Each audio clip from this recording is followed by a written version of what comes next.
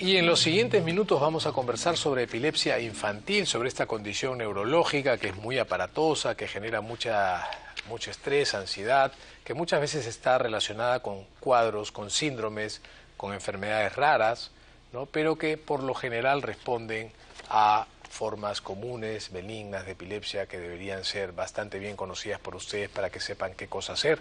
Y me acompaña pues nada menos que el doctor Nicolás Ramos, él es médico neurólogo pediátrico del Instituto de Salud del Niño, Instituto Nacional de Salud del Niño, ex Hospital del Niño.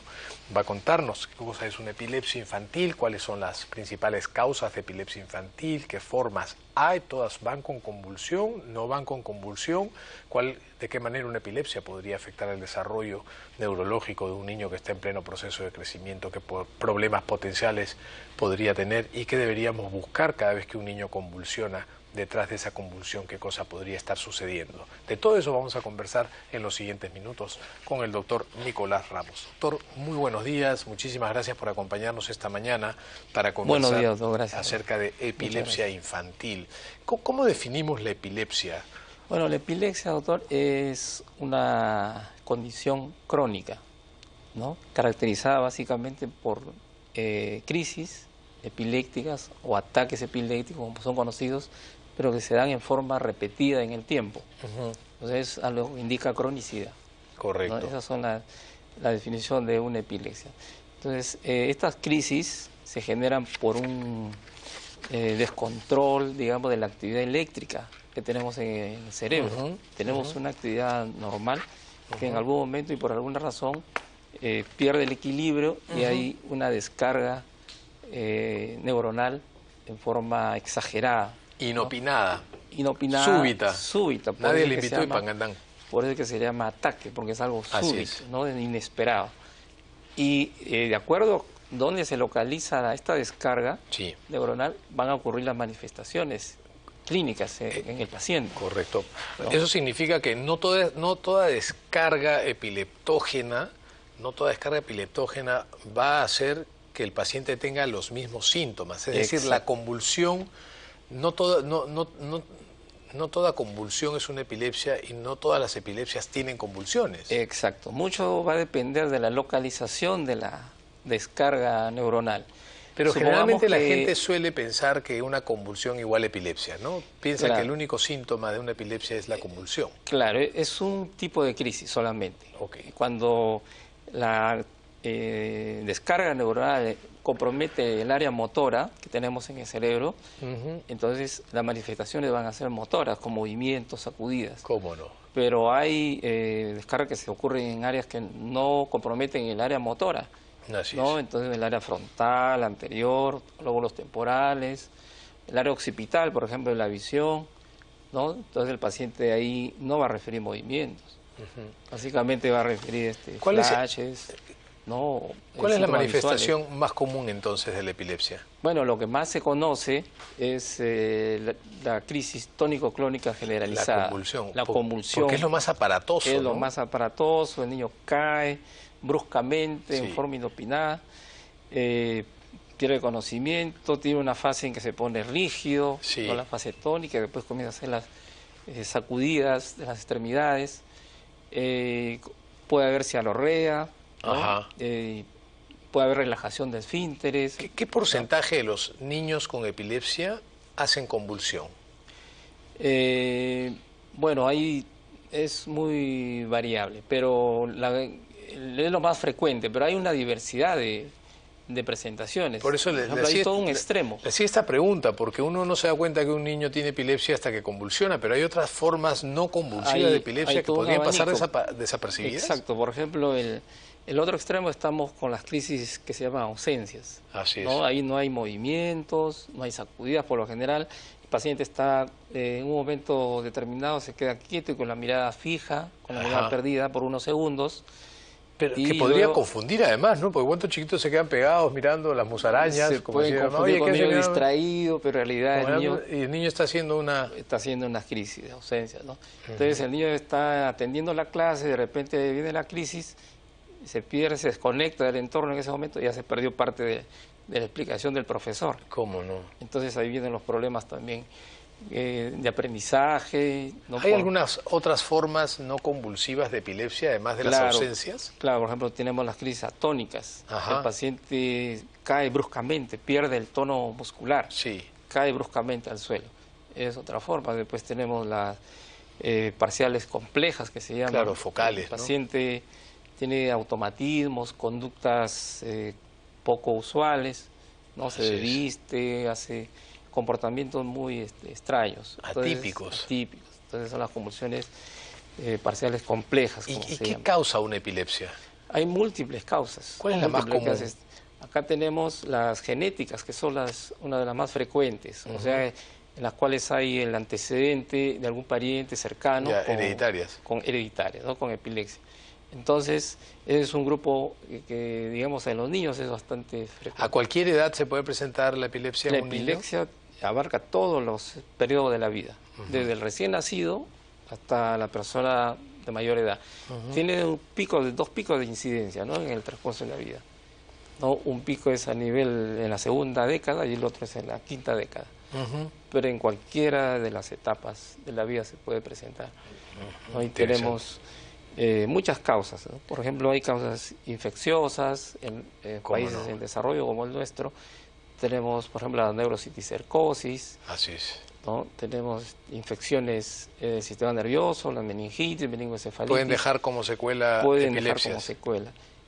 Problemas en el parto, claro, ¿no? Una la asfixia del nacimiento. Asfixia al nacer, exactamente. ¿No? Entonces tenemos varios traumatismos, ¿no? Claro. Como secuela, ¿Cómo no? consecuencia a la larga pueden traer también epilepsia, ¿no? ¿Qué tan complicada podría ser una epilepsia en un niño? ¿Qué tan benigna podría ser una epilepsia en un niño? ¿Cuál es la forma más común? ¿Las epilepsias severas? ¿Las epilepsias leves? Bueno, tenemos la gran mayoría, felizmente, en el grupo etario de los niños, la gran mayoría son, digamos, benignas, en el sentido de que responden al tratamiento. Tenemos casi un 70% de los niños con epilepsia van a responder bien al tratamiento. Y responder bien al tratamiento significa que no van a volver a tener una crisis convulsiva y que pueden tener una calidad de vida completamente normal, porque tenemos acá un Facebook que hace mención a esto precisamente, ¿no? Asumiendo que el niño tenga una epilepsia benigna, que responda bien al tratamiento. Claro. Un niño con epilepsia puede practicar deportes. ¿Hay algún deporte que deberían dejar de lado? Luana Vargas pregunta eso. Claro, un niño que está, dependiendo del diagnóstico, si es un niño que ya está controlado, sí puede realizar, y lo ideal es que haga su vida lo más normal, sí, si está controlada las crisis, ¿no? Lo ideal es que haga su vida académica, deportes, normal. Pero todavía hay algunas precauciones que deben tener los niños con epilepsia y en general los epilépticos. Por ejemplo, la natación, ¿no? Por precaución siempre debe estar acompañado de una persona, pues, que sepa nadar y que tenga la capacidad de sacarlo del agua en el caso eventual que suceda, que pueda dar una crisis. También no se recomiendan los deportes de alpinismo, de subida, escaladas, ¿no? Sentido común, ¿no? ¿Qué pasaría si le da una crisis en esas circunstancias, ¿no? La caída, etcétera. Manejo de vehículos, motocicletas, bicicleta, también tiene que ser todo con casco, ¿no? Y toman las precauciones. Y de ahí, por lo demás, la gran mayoría de niños que están controlados deben hacer su vida normal. Perfecto. ¿No? Ahora, ¿qué tan severa podría ser una epilepsia y qué complicaciones podrían existir en el curso de la vida de un niño con epilepsia? Claro, tenemos casos del otro grupo, 20, 25, 30% que no responden bien al tratamiento, ¿no? Tienen de fondo una patología, ¿no? Que la origina. Tenemos encefalopatías epilépticas, secuelas de meningitis, encefalitis. O enfermedades raras, genéticas, metabólicas también. Tenemos daños metabólicos, enfermedades metabólicas. Pero esos son los que tienen realmente mal... Son los que tienen, digamos, son cuadros más severos y que responden a veces inadecuadamente. Displasias corticales, ¿no? Que son ya alteraciones ya que vienen de nacimiento incluso. Tenemos una llamada de San Juan del Lurigancho, es María que quiere hacernos una consulta, vamos a atenderla. Hola María, ¿cómo estás? Buenos días, gracias por llamar al programa. Buenos días. Muy buenos días, doctor. Gracias. De verdad, es un programa muy interesante el de ustedes. Gracias, María. Por mantenerlo en el aire. Doctor, mire, mi consulta es la siguiente. Tengo una hermana de 56 años que recién a la etapa de la menopausia le ha comenzado a dar la epilepsia. Ya. Entonces, tengo un nieto de 45 días y quisiera saber, o sea, si es que puede haber por consanguinidad que el bebé pueda presentar alguno de estos cuadros, y le rogaría encarecidamente si es que podría tratar la epilepsia en el adulto o en otro programa, por favor. Y le rogaría encarecidamente si es que podría tratar la epilepsia en el adulto o en otro programa, por favor. Okay. Muchas gracias, María, un beso para ti. De todas maneras, sí hemos hecho varios programas sobre epilepsia en el adulto. Vamos a tratar el programa de epilepsia en el adulto. Estoy seguro que ya Maggie ha tomado nota de eso para ayudarte a ti y a otras personas que tengan dudas sobre esto. Con respecto a la pregunta de este bebito que dices tener de 45 días, le voy a dejar al doctor Ramos el espacio para que te oriente en este sentido. No le entendí bien la... Ella tiene una familiar de 45 años que ella está relacionando la menopausia con su epilepsia, pero ha debutado con epilepsia. Pero su preocupación es que tienen un bebito de 45 días, me parece, y quieren saber si tiene riesgo de hacer epilepsia este niño, por esa razón, por tener un familiar adulto con... Claro. Bueno, el riesgo de que los hijos puedan tener epilepsia va a depender de si es que de la causa de la epilepsia de los padres. Pero es directamente padres a hijos. Claro. No es tíos paternos, tíos en primer lugar. Claro, por lo general son los más cercanos. Ya. ¿No? Entonces va a depender de la causa. Si la etiología de la epilepsia de la madre es también genética, hereditaria, bueno, sí habría cierto riesgo. Pero si es de otras causas, sí. Porque en el adulto tenemos otras causas que en el adulto es completamente distinto, vamos a hacer un programa sobre epilepsia del adulto, pero con respecto al niño va a depender de qué cosa origine la epilepsia en el adulto. En el adulto, exactamente. Perfecto. ¿Cuál es la etiología? ¿Cuáles son las complicaciones que podría tener la epilepsia? ¿Qué cosa es lo que a ustedes, los neurólogos pediátricos, no les gustaría ver en un niño con epilepsia? ¿Que haga un estatus convulsivo? Claro, efectivamente. ¿Que deje el tratamiento? Cuéntenos. ¿De qué exactamente. La epilepsia puede traer múltiples consecuencias, ¿no? Desde accidentes, lesiones al niño por la presentación brusca del ataque, ¿no? Las quemaduras, incluso a veces están en la bañera y de repente puede estar con agua y puede ocurrir un accidente de inmersión, ¿no? Es una posible consecuencia, ¿no? También tenemos que el estado epiléptico, ¿no? Cuando las crisis no se detienen. Habitualmente las crisis son cortas, sí. Duran segundos, 2 a 3 minutos máximo, ¿no?